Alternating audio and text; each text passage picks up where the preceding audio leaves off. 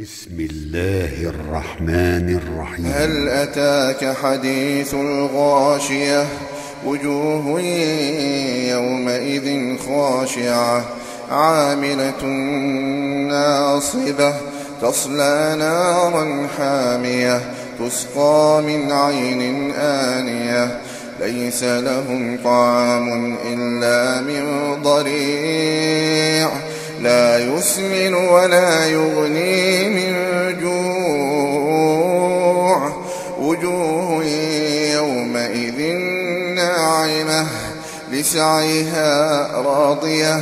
في جنة عالية لا تسمع فيها لاغية فيها عين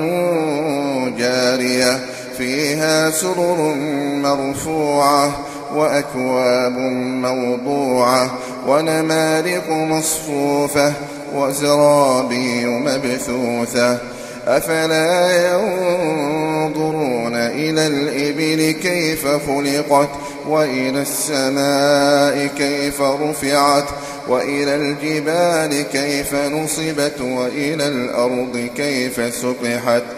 فذكر إنما أنت مذكر لست عليهم بمسيطر إلا من تولى وكفر فيعذبه الله العذاب الأكبر إن إلينا إيابهم ثم إن علينا حسابهم.